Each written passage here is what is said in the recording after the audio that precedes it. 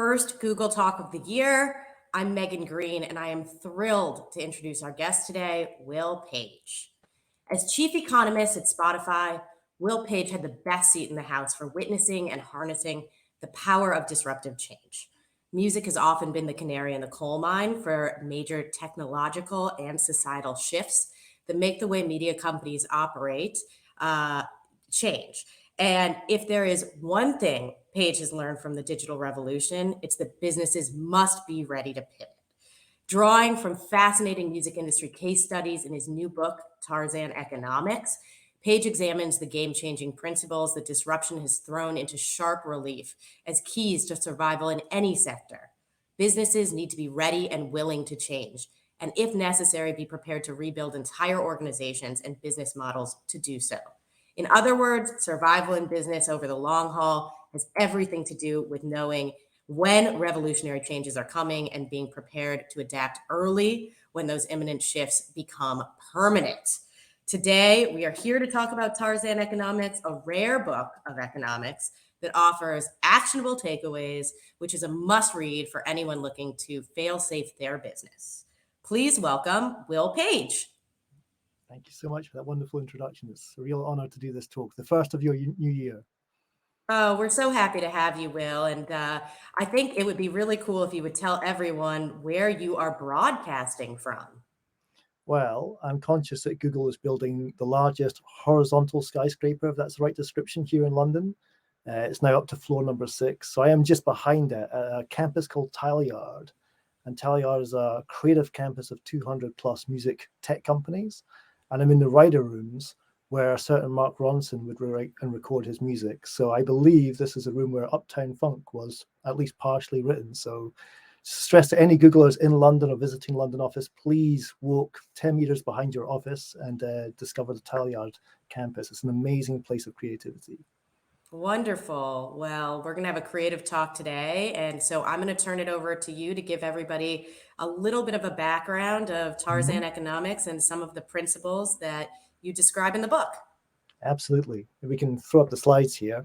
I just want to take this as an icebreaker opportunity to kind of whistle stop you through the book. The term Tarzan Economics, it's an interesting one. If you remember the film with the cartoons of Tarzan, it's this tendency in business that we hold on to the old vine of doing things, inertia, the status quo, and we're reluctant to reach out to the new vine. And Megan gave a perfect introduction about why I think music matters. It matters because it got there first. We woke up to Napster in 1999, and we spent 10 years fighting change, suing consumers, suing ISPs, suing websites. Then the next 10 years embracing change. We let go of the old vine, and we reached out to the new. We were the first to suffer, and we were the first to recover. And what the book aims to do, and my passion, what gets me up in the morning is teaching economics, is to pass over the economic lessons that allow you to avoid the suffering and get straight to the recovery. And the book's got 8 principles. I'm not going to talk about them all. Actually, I'm just going to talk about one, but just to kind of lay it out as to how the book is structured. You've got these 8 principles of getting you through disruption, 8 lessons that I think everybody can draw from. And I'll just pick on a couple before we zero in on our focus for today, which is attention. There's a chapter there called Make or Buy, which is a fascinating read. I got to sit down with the management of the rock band Radiohead and for the first time tell a real story of what they did in 2007, a long time ago in tech years, with their In Rainbows project. For those who are perhaps too young to remember, the band offered their brand new album In Rainbows on a voluntary tip jar model. Volunteer your own price, and if you want to pay nothing, you can pay nothing. And it walks you through that journey, but then brings it up to speed with developments such as Patreon, YouTube channels, Kickstarter, these types of creator tools, Substack, but also lessons from history. Charles Dickens did something remarkably similar. He didn't sell books, he sold books by the installment. So throughout all of these lessons that you're going to draw on in this book, you're going to learn, the fear of change can be offset by the assurance that we've been here before. So lots of principles to draw from. For this talk, for the next 7 to 8 minutes, I just want your attention. I want you to pay attention. And just before I move forward with this, it's interesting to think about the syntax of the language of paying attention. English is the most widely spoken language in the world, just. And we say paying attention. If you look at Swedish, French, Spanish, it's offer, share, or give attention. We use a currency of paying attention in this country, in the English language. And that's interesting because attention is time and time is money. So I just want us to think about attention in a different context. How would we like to think? We would like to think that we pay attention like we're at an art gallery, staring at a picture, drawing different context from that picture, drawing different meanings from it. But in reality, we're like the person on the left. We're driving a car really fast and we're glancing. We're skimming over the details and we're grabbing the one thing that we want to see, that tweet, that TikTok video, that YouTube clip. We don't pay attention like we used to. We have much shorter attention spans. So that's something that interests me from a music perspective. It's interested me for a long time. And if I go back to 2017, I first had a shot at introducing people to the concept of attention economics in music with this op-ed article, The Economics of Getting Heard. And the essence of this piece was simply to say, it's not that Katy Perry's in competition with Taylor Swift, which is how it appeared at the time. It's not that Universal's in competition with Sony, and it's not that Apple Music is in competition with Spotify, which is in competition with YouTube. We're all in competition for scarce attention.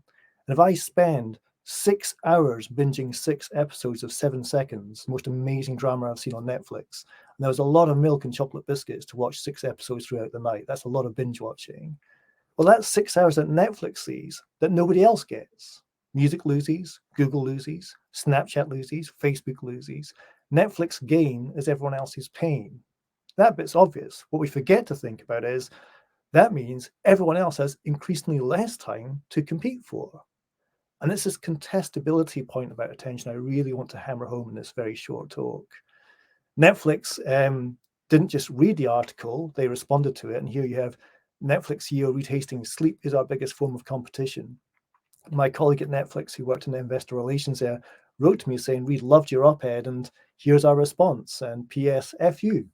When Netflix wins, you lose. And the only time we can't win is when you're asleep. I had to write back and remind them that Spotify had sleep music playlists as well, so we can get you when you're asleep. But you get the point. From a Netflix perspective, sleep is their biggest form of competition. Time is scarce, and it's a contestability for that time which we need to focus on. Now, this battle for our scarce attention is having consequences on art, on how art is produced, how art is created. And I want to give 2 very quick observations about what's happening to music. My passion's been music from day one, and I'm noticing something is happening. And this is a piece which was published by Quartz, and I can testify it's true. We worked on the data for this. But what it tells you is the economics of streaming is making songs shorter. Fact. In the 70s, songs would last 4 to 5 minutes. 80s to 90s, 3 to 4 minutes. Noughties, more like 3 minutes. Today, songs are done and dusted quite often after 2 minutes and 30 seconds. If you think about Lil Nas X, Old Town Road, that song was fading out after 2 minutes and 8 seconds. One of the biggest hits of that particular year. 2 minutes, 8 seconds, the song was on fade out. So songs are getting shorter. Now, this is where the twist kicks in. Another thing is happening to attention economics, which is the way that we write our songs is changing as well. More often than not, the hits, those which dominate the long tail distribution in today's world of infinite choice, the hits begin with a chorus. Don't bore us, get us to the chorus. The chorus is moving to the front and the songs are getting shorter. Now, I worked on this piece for The Economist, and you'll see there a picture of Bono. Quick joke, what's the difference between God and Bono? God doesn't think he's Bono. But why I picked Bono here is because my favorite U2 song of all time is Where the Streets Have No Name. Now, I mentioned earlier that Lil Nas X, Old Town Road, was fading out after 2 minutes, 8 seconds. Did you know that it takes 2 minutes and 8 seconds of guitar introduction before you hear Bono's voice? And the question I want to ask this audience is, do you think today's millennials have the attention span to wait 2 minutes and 8 seconds for the vocals to come in a song? Art has changed, and it's a little bit worrying. Why is it changing? Show business, no show, the tail that wags the dog. The economics of streaming is changing this.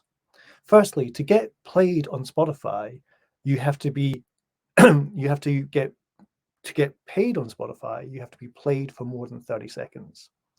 So it makes sense under those rules to put the chorus at the front to hook you in to make sure that you don't leave. Secondly, you don't get paid a penny more for lasting a second more. So there's no incentive in writing longer songs. Smart songwriters should write shorter songs and shove the chorus to the front, which is exactly what you're seeing happening. Again, the tail is wagging the dog. The show business, well, the business is affecting the show. Now, when you say that to people, Megan, people sometimes get a little bit worried, like, is streaming destroying art? Is it diluting its integrity? And throughout the whole book, and I mentioned earlier with Charles Dickens, I can stress to you, when you try to understand disruption, we've been here before. And I want to give a couple of examples of how we've been here before with this anomaly of shorter songs and courses going to the front. The first one is we go back to this nice chap from the Mafia and look at this invention called a jukebox. Let me just pause for a second. What is a jukebox? It is a way of paying for on-demand music. What is YouTube Music Premium, Spotify, Apple Music, Amazon Music Unlimited? They are ways of paying for on-demand music. We can learn lessons from the jukebox. The lesson I want to teach here is that when the Mafia controlled the jukebox in the late 50s and early 60s, they demanded that songs last no more than 2 minutes, 30 seconds. Why? Because it extracted the maximum amount of value out of the jukebox. To reiterate, we've been here before. And that's a very clever way of thinking about how to maximize the value of music. If I want to go back even further, I'll go back to this chap, Mark Twain, who many people on this call will know as the great American humorist. I always remember him for how he described the great Scottish invention of golf. He said it was a good walk spoiled. I'll never forget that description. But, on top of all of his humor and his famous writing, what a lot of people don't understand about Mark Twain is he made almost as money from one patent than he did from all his literary works.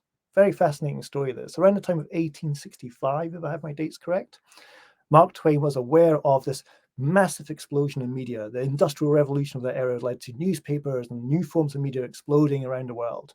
Not uncommon to what Facebook has done to us today with their newsfeed, or YouTube has done with its comments channel.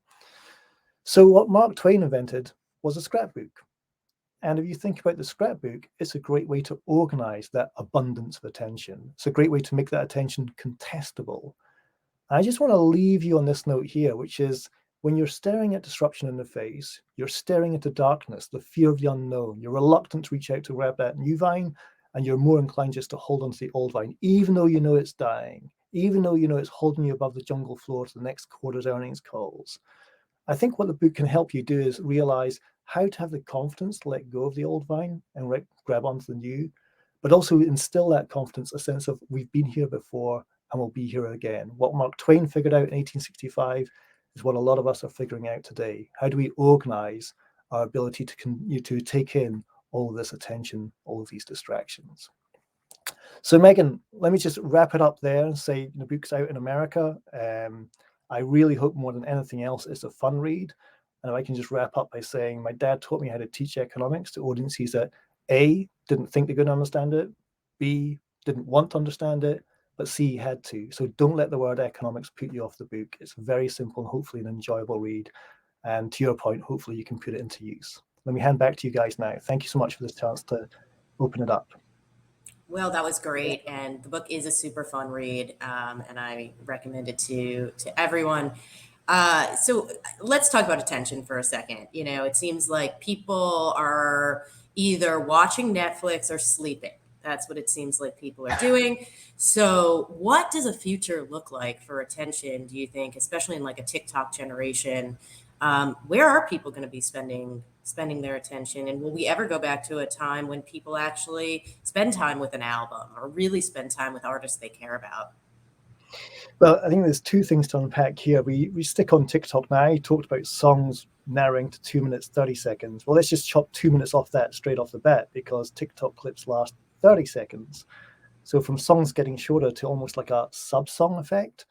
And I'll run a scenario past you. I'm sure yourself and everyone on this call has seen the Fleetwood Mac scene on TikTok, a guy hanging off the back of the truck, drinking a bottle of soda, sings along to the chorus of Dreams, and then the clip evaporates after 34 seconds. I think it's plausible that we could literally have a situation where Fleetwood Mac sell out Wembley Stadium twice, 3 times without advertising here in London, all to Gen Z millennials who have all seen that clip on TikTok and have never actually listened to a song from start to finish. I think that's quite a weird kind of scenario to see playing out. But what kind of worries me almost is it could play out. That could literally happen. So, from songs getting shorter to 2 minutes, 30 seconds to getting way shorter to 30 seconds.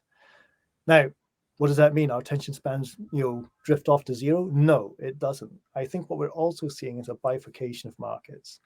There is a demand for short, snappy content, and there's also a demand for the other extreme, which is a long read. What there is a disregard for what's in the middle. I'll give you a couple of examples and toss it back to you. But one is just to look at the music industry, first of all. People are willing to pay for streaming, a bargain, £120 a year. It's been $9.99 a month for 20 years now. But they're also willing to pay for vinyl. It's the same people paying for streaming that are paying for vinyl records. And I did see a survey which suggested that 40% of vinyl music buyers don't actually own a record player. So what happens to them is their own business. But it's interesting to see people are willing to allocate time and money for the luxury good, time and money for the bargain good, but they don't want what's in the middle. And I'm seeing that happen across media right now. This kind of bifurcation is something which is almost universal. I'm going to pick on something you said because you just wrote an article, Malbec Economics, about the price of streaming services. So, what do you think is going to happen there? Are we ready for a shift in that? It seems like people are willing to pay $9.99. Are they willing to pay more? Well, I think you have to broaden the lens a little bit and think about the media budget. If I think about my N of one example of myself, but I think this would be a typical example. I could be paying for 4 or 5 video streaming platforms, Disney Plus, Apple TV, Netflix. I'm paying for documentaries on YouTube, paying my BBC license fee. I mean, TV is getting £50, £60 a month off me, and they're raising prices. Whereas in music, we say, all I want from you is one $9.99 account and not a penny more. And we've had this price point for 20 years. So you'd like to think that price can move up, but I think it might actually be finding itself in a bit of a trap. That is, there's a ceiling on the price of music. And in response to that trap, the disruption point, the Tarzan Economics point, is when you see artists going to live streaming platforms, YouTube, Twitch channels, where they can monetize directly, crowdsourcing platforms like Patreon and Kickstarter, and also the NFT explosion, which is coming down the pipe any minute now, is artists trying to take the ceiling off price. Why do you cap my love for your art at $9.99? I want to remove that cap and allow you to express that love at your own price. That, by the way, I'll repeat myself, we've been here before, is exactly what Radiohead did in 2007. Right. And I want to talk about Radiohead. You did a lot of work on Radiohead's album In Rainbows, which really was, I was at the labels at the time. It was sort of a revolutionary change of events. What do you think? First of all, do you think that they could have had that kind of success had they not been one of the biggest bands in the world? And what do you think subsequently has happened as a result from this particular case? What have we seen now, over 10 years later in terms of how artists release their work?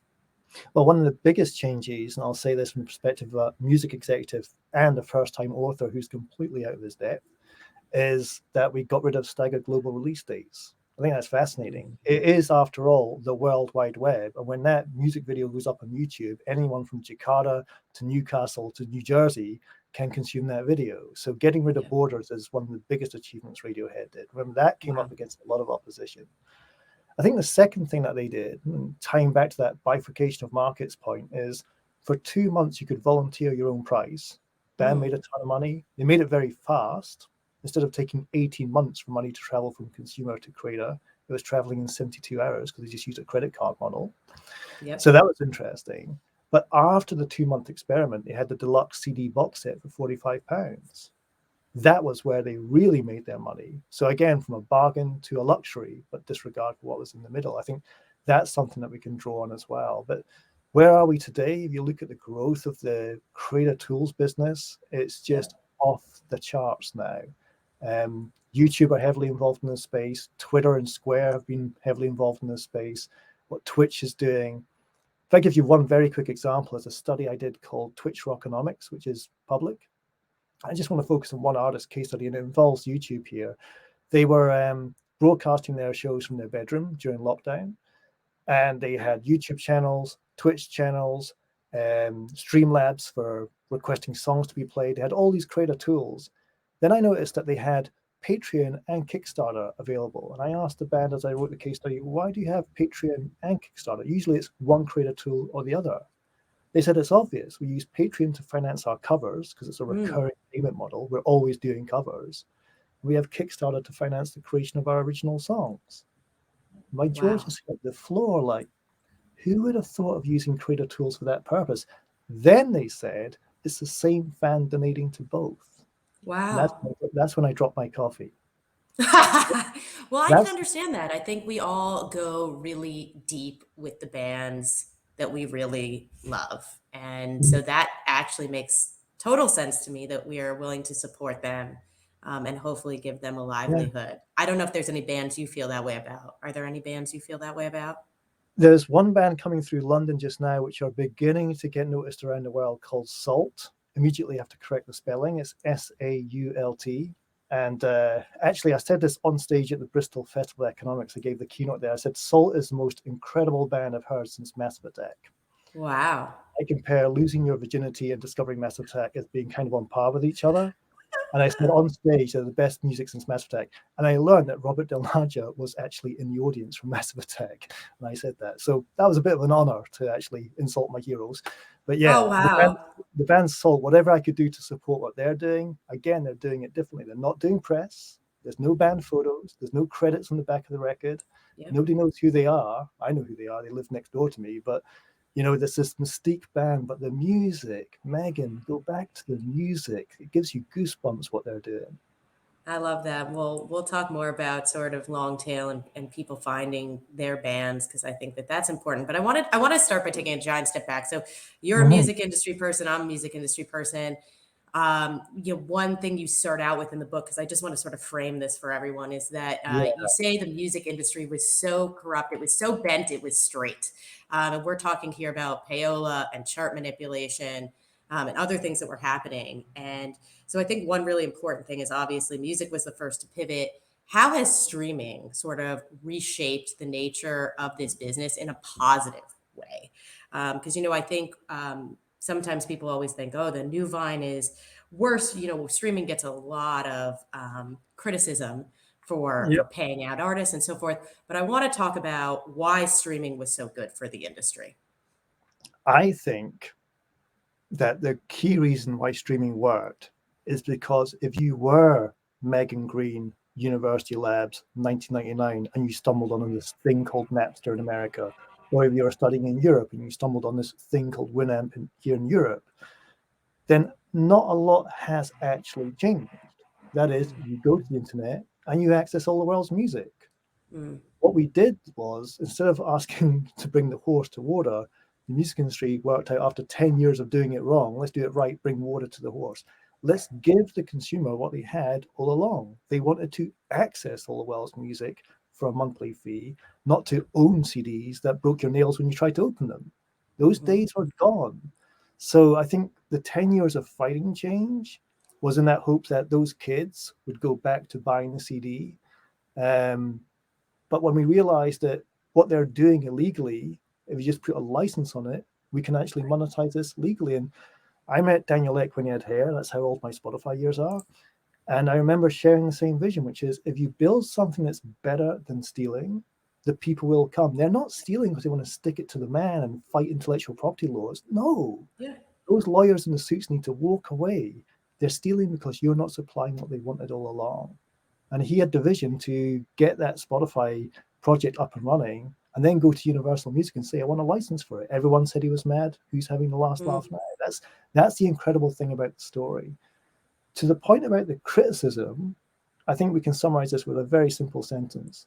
Yes, the music industry is making more money, semicolon, but you can see I work for the fact checker here, but we have way more mouths to feed. That's the interesting thing. We're not talking about a top 40 anymore. We're talking about a top 40,000. Today, I would estimate around 75,000 new songs are being ingested onto Spotify, YouTube Music, Apple Music. That's the same volume that was released in a calendar year in the 80s and the early 90s. That's One such day. an interesting fact. Now, we should celebrate that the songwriter population in Britain and America has doubled, if not trebled, since Spotify launched. But it does lead you to this anomaly of, yes, we've got more money, a business that's growing, successful IPOs, but we've got way more mouths to feed. And you cannot hop, skip, and jump that observation. That has to be at the front of your mind when you're tackling these issues. Absolutely. I think so too. We're expanding the pie. And speaking about expanding the pie to lots of different, you have so many amazing music examples in the book. The book is, I highly recommend it because I think everyone will get a kick out of sort of, you have such wonderful insights about different bands. So a couple of learnings, you talk up front in the book about Lana Del Rey, who I love, her album popularity versus a one hit wonder like Gautier, and sort of how the statistics sometimes lie about success of artists. I think my question is, what can other types of industries or other people, how do they find their own insights? You're so good at finding insights in the music business. How do you recommend that other people sort of look deep? You also talk about Megan Trainor in the book, Yeah. and Starbucks. What is your recommendation for other industries and other industry leaders to look deep to really understand what's happening in their industry? Look the other way. If you've got 90 data scientists on your office floor looking this way at this Tableau dashboard, you look the other way. I used to often ask people, who here has bothered to go to the customer service department? I did. Mhm. I listened to the customer. Why would you do that? You can see it on the dashboard. You cannot see this stuff on dashboards. Understand the human being that created the data point, not just a data point they created. And that's something I really want to hammer home in the book. Now, you mentioned two artists, if I can quickly capture those in this Yeah. context of your question. Yeah. The Goki Lana Del Rey example, very quickly, a colleague called Chris Tynan, he was our first data scientist at Spotify, and he always would give us data and say, what are you going to do when I give it to you? I'm going to plot a dashboard with a big spike. Great. You've got a cure for cancer? No. But what are you going to do with the data? Just stop and think. You've got data, you can plot a spike, you can get a promotion, but what are you actually going to do with this? And with the Gautier Lana Del Rey story, we had to build an album chart. We love charts in music. Charts make visible popular, they make the popular visible. That's why we love Mm. charts. And the chart for 2012 showed that Gautier was number one and Lana Del Rey was number 8. But we're Mm. not measuring transactions anymore. We're not measuring CDs that come out of the shop and sit in a car dashboard and don't get played. We're measuring Mm. consumption. So he asked, how much of the album have we consumed using a median rank model? Take the median track, 11 tracks, the 6th most popular track, re-rank the album chart. And what we saw was Gochi went from number 1 to number 57, and Lana Right. Del Rey went from number 8 to number 1. Now, let me ask you, Megan, a bit of audience interaction. Can you remember the number 1 song that Gochi wrote in 2012? Used to know I'll give you it. Someone I used to know. someone Now, I used to. the audience needs to appreciate this point. Can you name me a second Gautier track? No, of course not. But I could name probably every song off of Lana Del Rey's. In track So order, right? In track order. in track order. Yeah, so, Yeah. so weirdly, his publisher couldn't name a second Gautier track, which I find really worrying. But I I, actually presented that Gautier Lana Del Rey case study in Australia in 2014. And Gautier's manager, who's built like 6'6", rugby lock forward, telephone box size, came up to me afterwards and said, I'm Gautier's manager. Oh, geez, I just called your artist a one-hit wonder. I'm really sorry. No, you're absolutely right. The daft bastard can't write any more hits. Stats don't lie. And there you have your evidence. And it's just interesting to have deep data science analysis and common sense observation joined at the hip. And I think that's the interesting thing, is how many businesses, how many government organizations today base decisions on transactional data, when mm, if you had consumption data, you'd make a different decision. If you were the health minister and I said to you, people are getting healthier in January because we're all joining gyms, that's a transactional data point. You want to know right. how they're using those gyms and for what purpose are they using those gyms. And that's what health apps are doing. They're giving you the consumption analytics after the best part of a century of transaction analytics. That's Tarzan Economics in action. And what I think is so interesting, and you sort of alluded to this before, and I think one of the key takeaways is you talk to customer service people. You talk to people who would talk to you outside the Spotify building, or people who work in stores. And I think you ended up getting quite a few insights from that versus sort of looking um, at dashboards.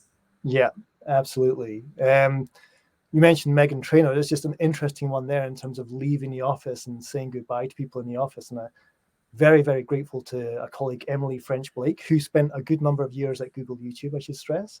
Um, and she had been over working with Seattle with the company Starbucks. Wow. And I had presented a case study about a year prior to this happening, showing how Meghan Trainor broke on Spotify first and radio last, changing the order of events. This is a long time in tech years ago. Today, you might break on TikTok first and then go to Spotify. But back then, this was a seismic move of 70 years of breaking songs on radio and selling in the shop to now breaking songs on Spotify and then getting picked up on radio. And her point was that Starbucks had played the song. It was Starbucks which broke the song in their coffee shops. People were Shazam tagging it and going to Spotify, which led to this hit happening. Now, you've worked in the record label business for many a year. We have radio pluggers. We don't have Starbucks pluggers. That's just an interesting way of thinking. If 30 million Americans are queuing, ordering, waiting, and slurping, in my opinion, god-awful coffee every morning and listening to music, that's a crowd.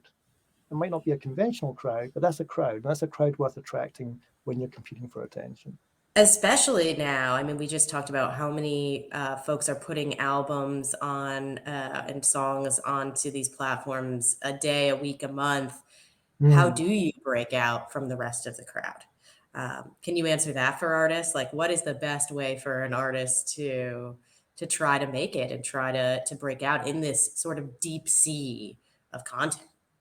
This question is a little bit corrupted because if there was one best way and everyone did it, that way would become null and void. Just like if we all did what Radiohead did, what would happen? The novelty factor would wear off. But there is some meaning to this, which is, I think what's interesting is the conventional way, I don't think serves you particularly well. The idea of I sign Meghan Trainor and send her to a recording studio for 2 years and she comes back out of the ether with this thing called an album and we're all supposed to still remember her first name. I think that's over. I think you have to be current. And there's a UK artist here who's completely independent using the AWOL platform called Tom Misch. That's Misch, managed by Duncan Murray. And he's just always there, always on. He's doing EPs, mixtapes on Spotify with like 70, 100,000 followers, always current, always drip feeding into the system. And I'm not saying that's for everyone, but I'm saying that disappearing into the ether and coming back with today's attention spans, I don't think is the optimal strategy. So I think one way of trying to work out how you can stay current is really, really important. Second thing is just to find intimacy. How do we get intimacy between me and you when the relationship at the moment is your thumb touching a piece of glass to consume my art? And I think what YouTube is doing some amazing work there to overcome it. I actually quote YouTube in the book. The artist Yeber said to me, I value the comments on YouTube more than the royalties on Spotify. Wow. Because the royalties, well, that's something. And she's a featured artist, which is a whole different ballgame in streaming. But the comments, when at the moment it's an anonymous relationship and all you do is press a piece of glass and consume my art, I need comments. And it's very interesting to think how that non-monetary feature of comments could affect not just music if it went widespread, but also podcasts. You know, we've got to turn this relationship into two-way. One way is not good enough. And podcasts have been a really interesting piece of the puzzle, especially for Spotify and streaming services as well. And I think that all goes back to attention. We're talking about we have a limited amount of attention. It's Netflix or sleep. But I think also, and talking about just what we were saying in terms of how do you break out, there used to be a lot of gatekeepers in the music industry. And again, this is sort of a more historical question, but you mentioned in your talk, Patreon, Kickstarter. How do you feel about these companies in terms of empowering creators? You talked about that people are giving money across the board. But I think from a creator's perspective, you talk a lot in the book about making rather than buying, and when an artist should do that. So, you know, how is being a gatekeeper sort of changed, in your opinion, in a positive way? And when should artists be making, you know, rather than buying services? Well, you want to flip back to your comment on podcasts here with a very quick question for you, Megan. Sure. What's the best way to keep a secret? I don't know, Will. What's the best way? Put it in the second half of a podcast. Oh, By the way, ouch. I have the data to support that. People tail off podcasts after 60 minutes. Most of them last 45. There you go. But to your make or buy question, I think this is fundamental. And you're not just seeing it in music, you're seeing it diffuse its way across media. We'll come to journalism in a second as another example. But I think we should get away from this conversation of, are the gatekeepers dead? are these industry organizations dead? If you landed from Mars today and you had to assemble this thing, which was going to break Megan Green's new album in 48 countries around the world, this thing would look awfully like a record label. They serve a very valuable purpose in coordination. But it's at what point do you, if I use the American football analogy, I was watching Red Zone playoff football till 1 o'clock this morning. At what point do you get so far upfield that you need that support, that you need to cede control of what you're doing and bring in the role of an intermediary? And I think this is the interesting way to frame it. In the past, 10 yards upfield, did a gig in a dingy bar in Camden, North London, get a record deal. Now you're traveling really far upfield. Artists like Tom Misch going almost to the end zone, still not ceding control. Now, Wow. there's no generalized rule. I'd be a douchebag, I think you call it. I don't know how to spell it. I don't even know what the word means, DOOSH. I'd be a douchebag if I said everybody could go down this path. That's wrong. What you can do is make use of these creator tools to get further upfield by yourself to negotiate better terms when you need to cede control. If that makes sense, then I think we are seeing real progress in the creator economy. Again, it's not just restricted to music. Journalism, just very briefly, if you were a journalist and I was your boss at a newspaper and I fired you because you're fiddling your expenses, not that I say you fiddle your expenses, then 10 years ago, you'd be toast. You'd be damaged goods. Nobody would touch your journalistic career ever again. Today, you could roll over to Substack, write about whatever you want, have none of it rejected, own the intellectual property of it, and monetize it and see more of the money you're able to make. What's not to like? Versus the status quo. That new Vine is worth reaching out onto. And you're seeing that happen an awful lot now. I mean, I don't think Ben Thompson from Stratechery is going to be working for a newspaper any day soon. And there's a reason for that, because he's carved out his own career by making as opposed to buying. And I think journalism is experiencing Tarzan economics. I think everybody is experiencing Tarzan economics at different levels. And that was a question that I had, and I think that's a really interesting point. So we obviously talk about music being the canary in the coal mine. What industries do you think have learned from the music industry? And what industries do you think are next that could learn something? I hope the book helps everyone learn from the music industry, but there's definitely been a lot of sectors that have been picking up on its lessons. The way I think about this, and this may not apply to the US, but we'll see, is when I was at university, which is around about the time of Henry VIII, what I started to learn was that the number one career was either banking, accounting, or law. Okay. That's interesting. Graduate league tables, surveys, whatever, it always came up with those three, either a lawyer, a banker, or an accountant. And then now, if you look at those same league tables, it's engineer, software developer, UX researcher. They're all tech jobs. So if the brightest and best coming out of the university gates this year are not going into their careers, what they are doing is building software tools to disrupt those careers. Law without lawyers is a reality. I know a large startup in Silicon Valley now, scaling at pace, global ambitions, which is trying to go to scale without a legal department. They do not have lawyers in their firm. AI contracts are being signed.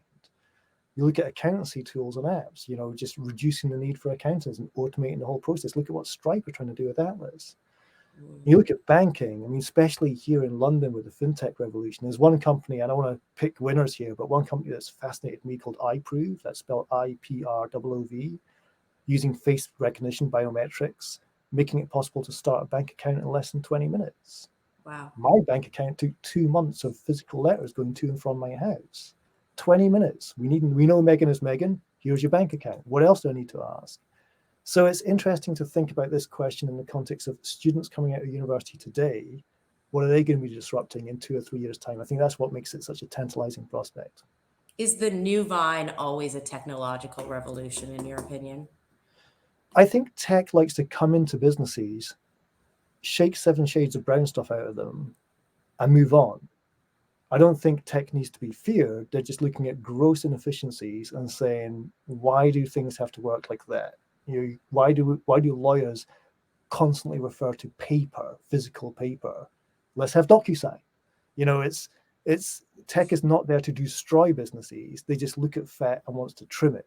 You go back to the origins of Netflix. It's a beautiful story of the innovator's dilemma. cable companies were offering you more channels, charging you even more for those more channels. Yet Megan Green was sitting on her sofa watching the same number of channels. Netflix looked at that business and said, I think a lot of Americans want to cut the cord on this, and 70 million have proved incorrect. So, tech looks at where there's fat in a business or fat in an organization and wants to trim. It doesn't want to disrupt or kill or destroy. It wants to trim off the fat. And that's where I think you get a lot of the tension in the public debate right now. That makes a lot of sense. It has to go hand in hand. Okay, a couple of things that I think are super interesting about this book that I think will pique everyone's interest. One of the things that I think has been so successful about Spotify is obviously the success of the Discover Weekly playlist. Discover Weekly, is a personalized playlist for folks who don't know that comes on Mondays. I thought that example in particular, and you being there and sort of focusing on that and coming from inside the business was really interesting, because you talk about it being kind of an unlikely success. It wasn't necessarily the thing that Spotify thought was going to revolutionize their streaming business, but in a way, it seems like it sort of did. Can you give us a little bit of the inside baseball on sort of what that was like to launch Discover Weekly and sort of what you learned from that? You're speaking to a Scotsman, so we'll call it inside rounders because it's basically the same sport. I didn't even know that. Discover Weekly is interesting. And to your point, we had tried curated playlists at scale many times before and many times after. But for some reason, Discover Weekly just lit a fuse. I mean, it went ballistic. Within months of us launching that, we had 40 million people getting 40 million unique playlists every Monday. And that had never been done before. So from walking the walk to talking the talk, we had cracked curation at scale. This seems like old news today in 2022, but back then, nobody had tried to do this. And credit to Matthew. Well, Songza had tried to do it a little bit. Yeah, and That's a I do believe you're going to sue me for copyright infringement after the show, but I know a lot of Googlers watching this will be interested in the agile working debate, and I just want to stress Matthew Ogle, who came up with the idea of Discover Weekly, joined Spotify at the end of January 2015 and shipped it onto our client on the start of July 2015. That, for me, is agile working. Within 6 months of joining a company and not even getting your induction program, to deliver something that changes media forever is huge. But a long story short, in terms of why was it successful, we couldn't explain it. Was the marketing push there? Not really. Had other ideas given more marketing dollars? Absolutely. And this inquisitive mind I had of looking the other way, rather than looking at the dashboards, and we had a dashboard being produced every minute, I looked the other way and thought, well, maybe behavioral economics could guide our thinking on this. And it took me all the way to Chicago in the winter, where it's effing cold. Speaking as a Scotsman who's used to 2 seasons, winter and June, Chicago is That's super where cold. I'm from, so be gentle. Wrap up warm. You need your Netflix to hibernate through the summer. It's the winter in that place. But yeah, I got to work with Richard Thaler, who, following on from this, actually won the Nobel Prize in economics, and got to work with his students on his MBA program. And they got to the end of the project that we did, and I was still stuck to explain the success of Discover Weekly. We looked at, are you aware that it's perishable? That is, after 7 days, I take away those 30 songs and replenish them with a new 30 songs. If true, I've just uncovered scarcity in digital media, and we're really off at the races now. Couldn't prove that. Are you aware that it's unique to you, that you might be thinking your friends are getting the same Discover Weekly as yourself? I couldn't prove that. We tried all these very complex data science-driven tests. And Richard said, step back a minute. Tell me about Throwback Thursdays. That was this playlist that we tried and didn't succeed. It completely bombed. And tell me about the Feel Good Fridays playlist that you guys launched. That didn't really take off either. Nobody was listening. We didn't get traction. But you're telling me that you got Discover Weekly on a Monday and you've got 40 million people getting 40 million unique playlists. I said, yes. And he said, you still don't understand why. I said, no, that's why I've come to freezing cold Chicago to ask you, sir. Who's a student, who's professor in this room, obvious. And he said, well, it is obvious. It's because he did it on a Monday. And he started doing those things that academics do, pulling papers off this shelf, books off this shelf. You need to read this. All the research shows, and particularly the research of a wonderful woman called Catherine Milkman at Wharton in Philadelphia, I believe, is that Mondays is when you have this fresh start initiative. It's the day that you're receptive to new things. Gym membership has always been promoted on Mondays. Wow. You don't need a PhD in data science to open a gym, but you will promote a gym on a Monday. You do need a PhD to do data science at Spotify, but they couldn't spot the relevance of the day of the week. And this was crazy. And my brain went all the way from Chicago back to Kentish Town, North London. And he was right. It's Mondays where people in bright jackets stand outside the tube station, promoting a new yoga class, promoting a new magazine, promoting a new gym that's opened up. You don't see them any other day of the week. And for your audience, especially the Googlers in this audience, this is big data, big mistakes territory where you can believe that data will have the answer. But sometimes you've got to come up for air and just apply that little gram of common sense to see what's really going down. I love common sense. First of all, we have all the answers in Chicago. And second of all, that's why we're doing this talk on a Monday. So everything is really coming together well. Nicely tied in. We're going to take some questions in a minute, but I have one more question before we do. So if our audience wants to put any questions in the chat, please go ahead and do so now. I know we have some piling in. So one of my favorite points of the book, and again, there's so many amazing insights in this book. I am a long tail listener, and I think we've talked about this before about, the insight about how much music is now coming out. And but what is so interesting, and this is sort of the second half, I think, of that conversation, I loved Tower Records. There's a great documentary on Tower Records. I love it. And what you point out is that the amount of records and CDs that they had would have accounted for about 90% of what is actually streamed today on streaming services. So what we're saying is they had pretty much everything that the amount that people are still listening to, because you can't listen to everything. How much music do we really need? And how in the future I think, how are people going to cull through all of this? And how does this prove that maybe there is only a finite amount of content that we need, and maybe there is too much content? It's something I call on my podcast. The podcast we have is called Bubble Trouble, and we've explored this across a range of media. We call it hyper competition. And hyper competition is when quantity goes up to the point that quality goes down. And it's a very sensitive, almost taboo question, but we do have to ask ourselves, is there too much choice? I don't think I'm going to be struck down by the Lord of Thunder for suggesting this. I am in a bunker songwriting camp here, but still, I think we need to be brave enough to say, at what point is there too much choice? That's what a dour, pessimistic Scottish economist is paid to do, find a constraint and look at the allocation. And when you're looking at 75,000 new songs every day, I don't see people marching up and down Capitol Hill saying, we want 75,000 new songs. No one asked for it. The market wasn't demanding it. It was supplied. Megan, listen to this. There's 2 new podcasts being launched onto all the podcast platforms, Google, Spotify, Apple, every minute. Every minute. I'm talking about 80 new shows, not episodes. Shows have gone live since we started this conversation. It's almost like the Elvis impersonator. It started off with 1, then it was 4, then it was 40, then it's 400,000, then it's 4 million Elvis impersonators. How much podcast do we need? And I think this concept of hyper competition, we've discussed it for books, for talent, for music, for podcasts on our podcast, I should say, it's just one I want to sow the seed on in this conversation, which is, at what point is there too much choice?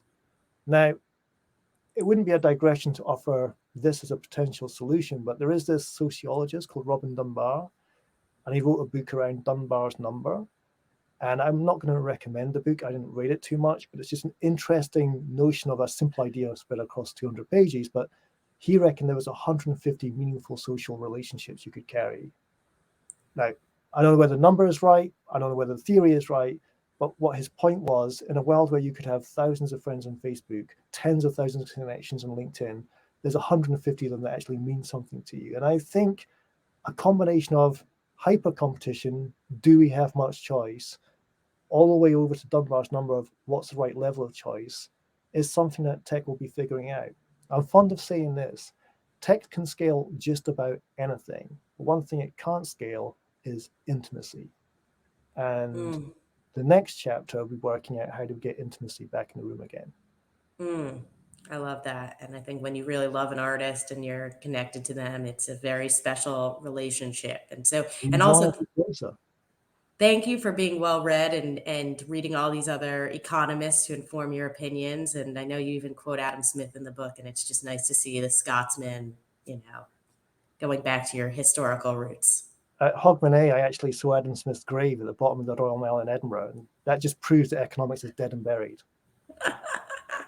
No, no, no. It's now data science, right? Okay, let's take a couple questions from the audience. All right, from Emma Quinn. Will, do you think environmental concerns will affect the purchase of digital art formats such as NFTs? Yes. Firstly, I'll preface my answer by saying I was fortunate enough to go to COP26 in Glasgow, a city which isn't even the capital of Scotland, host COP26 this year. Incredible achievement. Doesn't even have a castle even. There's a bit of rivalry there. And that opened my eyes to the environmental debate on various levels. I'll keep this answer short and sweet, but I think here's a controversial thing to say, but I think despair is the climate's worst enemy. That is, the conversation seems to be shifting from we're killing ourselves, we're killing everybody, everything's going wrong, doom and gloom, what can we do? To actually, let's roll up our sleeves and look at some solutions. Now, it's not a direct answer to the question, but I would like to cite GCP, Google Cloud Platform, as doing some absolutely phenomenal work in this space. Hat tip to that team. But if you look at the debate about cloud and the climate and energy consumption, there's this element of 3 steps forward, 2 steps back. The cloud services have done fantastic work, especially Google.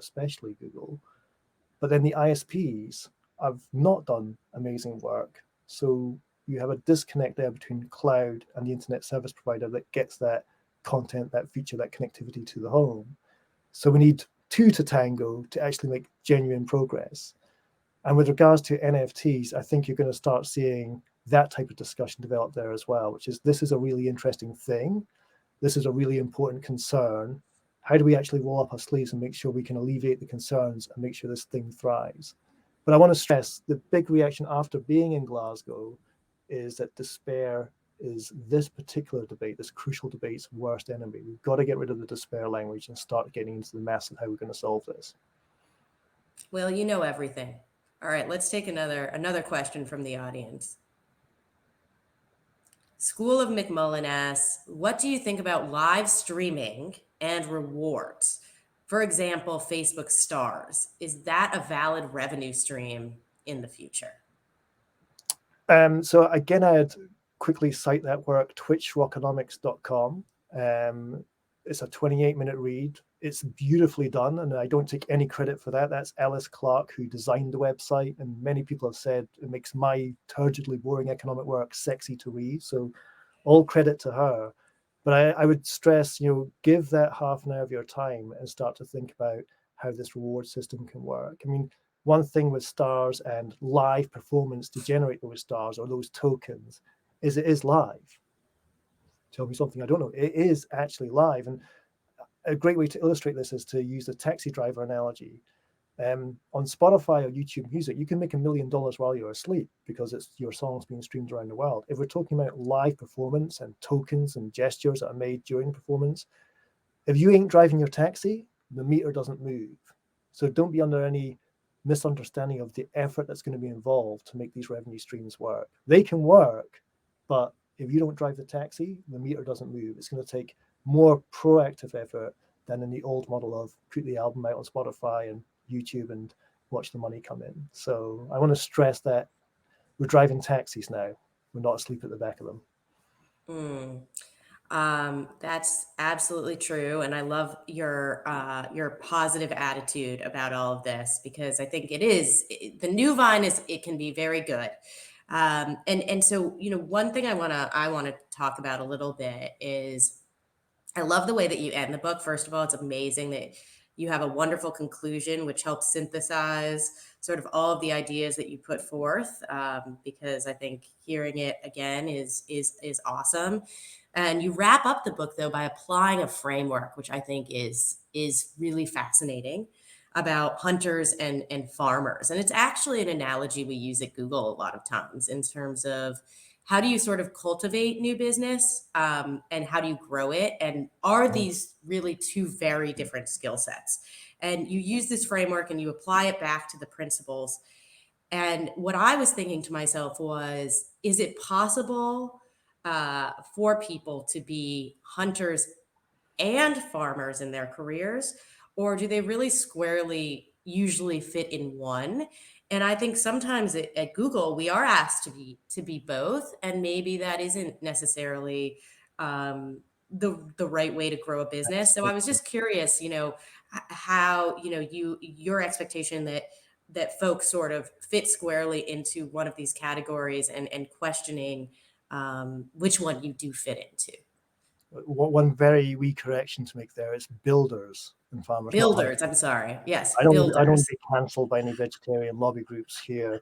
And the farmers are Builders. arable farmers, crop farmers, no livestock required. Yes, builders. But yeah, well, first thing is I got to work with one of the most recognized organizational psychologists, Adrian Furnham, as I tried to build that ambitious conclusion to the chapter.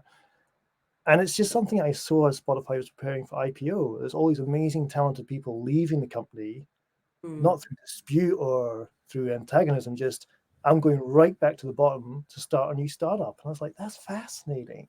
And this is, for many Googlers watching this, second nature, but just I don't belong here anymore. We've become too big. I'm going back to the bottom to sit in a warehouse and dream up another idea and scale it up. They're the builders. And then all these people who would do career development frameworks. It wasn't a career development framework. We just worked. Career development frameworks and compliance issues. They're the farmers. They're the one who takes you onto the listed New York Stock Exchange and allows you to scale like any other company. And you made a really, really strong point there, which is sometimes at Google you feel like you have to be both. That's something that Adrian Furnham spent a lot of time over copious amounts of red wine discussing with me, is how HR departments often get it wrong. They try and develop you, the builder, to become a farmer, which is just the wrong path to take. You become bored, agitated, frustrated, spend a lot of time bitching about your day in the office to your friends. That's not a healthy energy. And it's been driven by the company. So hopefully that chapter can contribute to some of the work that the Hogan Institute have done on organizational psychology and just help give a taxonomy of who you are and where you belong. I really, really hope people, it was a real ambitious end to the book. I'm Yes. first time completely out of my depth, but I just wanted to throw the 80-yarder downfield to say, please take stock of where you think you belong, because that's crucial. There's a lot of people in tech frustrated. They are not frustrated because their employer is wrong.